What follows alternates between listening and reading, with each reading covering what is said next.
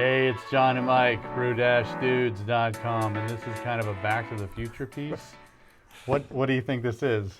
What? What are you laughing about? This beer makes me smile. It's very happy? Okay. So apparently this is an Imperial Stout that Mike brewed 2 years ago, and there were comments about... Jar of Destiny. It was a Jar of Destiny. Oh, this is my Jar of Destiny beer. Destiny. It aired 2 years ago, essentially, October of 2023. Wow. Okay. We were a little late.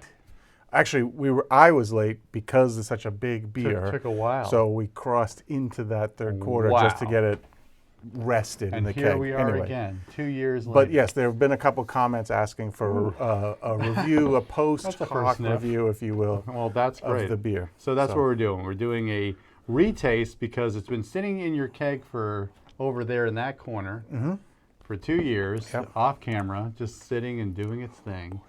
And so you think that, you told me like, well, I think it picked up a few more gravity points. Yes. over the months and years. So it's holy crap. So when I brewed it, it was a 5-gallon batch. When I brewed it, put it into, I think we probably drank 2 pints of it, maybe a pint of waste from pouring at some point. And then that keg got pulled out of the fridge, sat in the corner for a solid, it's been 2 years. So it's been sitting there essentially for 2 years. Yeah. At room temperature, basement temperature.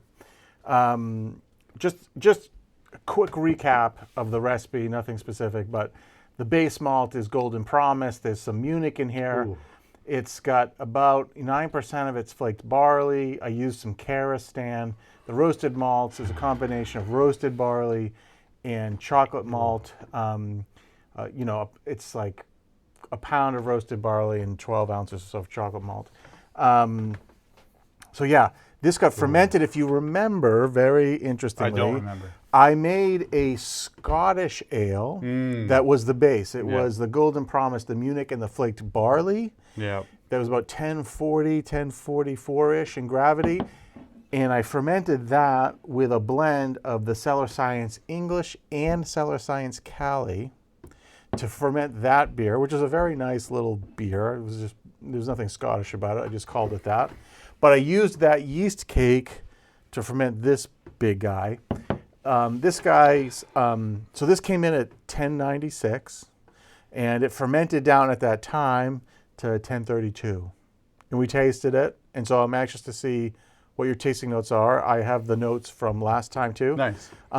I will say that while it sat here, when I decided I saw the comments, I was like, oh, yeah, maybe we should retaste that. Yeah, we should. Been waiting for a reason to pop it open. Of course. When I pulled it out of the corner, I pulled the PRV just to see if there was any carbonation, and holy cow, there was some carbonation in there.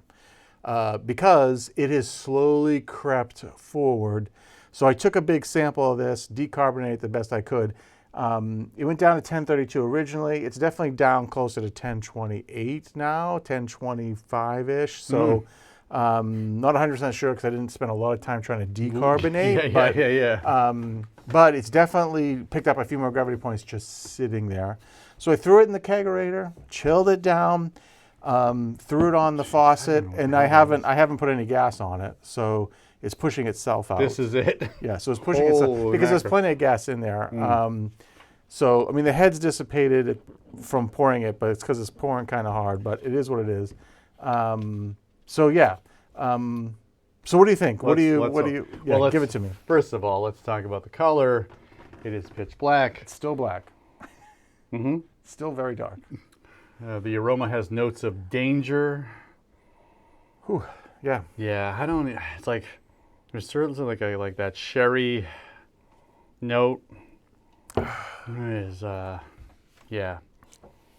not like unpleasant, the cardboard, the wet cardboard they talk about. I'm not getting really a lot of oxidative character. No. It still tastes to me pretty clean, actually. Yeah. For sitting at room temperature for 2 years, I would have expected if there were just a few extraneous microbes, wild microbes, that would have picked up, but there's no like phenol here. No, heck no. So it's still the ferment in there is still very clean. No, it's kind of like coming out of it's almost like if you said, oh, this sat in like a bourbon barrel or something. Yeah. It's got a lot of, kind of I don't know, liquor-soaked wood notes on the nose. That's what I was trying to pull out when you were talking. I was like, there is something. It's like every time I smelled it, there was something new and different. Yeah. Yeah, it keeps delivering. Something is happening here. It's super unique from that standpoint. I would say, so the other thing when I was tasting it, I don't know if we talked about like dark cherry or, it gets into that plummy character in the flavor. Yeah. Because that's still there and it's wonderful. And then your palate adjusts in the aftertaste and it's like a really nice cigar. Yeah, I'm getting some there's like a tobacco on the back but end. like I see a that. sweet, Yep. dark tobacco Yep. in the aftertaste. Yep. Do you get any? So let's talk a little bit about. Is there any perceptible hop character? No. What are you talking about? Okay, good. What are you talking about? No, because these are all things I want to comment on from the original video. No. So no, you really aren't getting much hop am I character. talking? No. Right? This is Okay. like, no, we're drinking like this is more like Scotch tasting to me, honestly. Yeah. It's Yeah. man, the aroma is beautiful. We're talking like some very. It's strong, It's though. all very It's all definitely alcohol. very. If I'm looking at the spectrum of everything I could detect, it's in the sweet realm, malty realm. So on the nose, Roasty note. on the nose 2 years ago, Yeah, talk to me. you noted a bit of some piney notes, and I was bringing up some earthy notes. Okay. You also noted that at that time there was minimal dark fruit character. And then I went into one of my normal diatribes That's about, well, we'll get some hysterical. age on this thing and Hysterical. it'll settle out, whatever. We commented a little bit about like that combination of Karistan was just absent. It's just like hiding in there somewhere because the roast was so strong. Sure. The roast was very The strong. roast has dissipated. At the time, you talked about it as being, there's like a graham crackery, bitter thing. I sort of looked at it as a bitters baker's chocolate and a lot of dark toast, like over toasted wheat bread Okay. at the time. Yeah. So this was, when I brewed it, it's 50 IBUs worth of Columbus at 60 minutes. To be aggressive, to try to be aggressive. Of course. And we noted that there was notes of that bitterness present at that time, but that seems to have completely mellowed out. This also had then at 20 minutes in the boil, an ounce of Cascade and an ounce of Willamette. Then at flame out, another ounce and an ounce of Cascade and Willamette, just to whatever. And we maybe that was the piney note, some of that Cascade coming through, but it's not here at all now. No. There's no hop character here whatsoever, which is fine, totally fine. And you expect that for a 2-year-old beer. Yeah. But now I think it's still sticky. Yeah. It's still a very yeah. full beer. Yeah. I feel like the alcohol presence is more noticeable now than it was before. It certainly is. Originally it was pushing at 8.5. It's probably pushing closer to 9.5, 9-ish now. Yeah. But there's a lot more of that fruit character. I'm really pleased that the roast character hasn't gotten like ashy or harsh or anything like that. It's if anything, it's just sort of like velvety chocolate, hiding behind a lot of like dark, plummy, molasses-like. Yes. That's character, actually a good one. It actually kind of flows like that. Yep. When you said over burnt toast, I can't think of another like worse flavor. I'm like, oh my. Some people like that. I do not. I think at the time, not like burnt toast, just like really dark toasted bread. Gotcha, Some yeah. people like their toast darker than others. Understood. But still. So yeah, Like if it's burnt, it's like, okay, might as well throw this Yeah. out and start again. At the time too, you mentioned, you had specifically mentioned some like graham cracker type notes. Yeah. Maybe I get like honey graham crackers, but I don't get the Grammy cracker thing anymore. It's mostly that the graham fruity- cracker has now morphed Yes. into all of those dark fruity notes. I think that's it.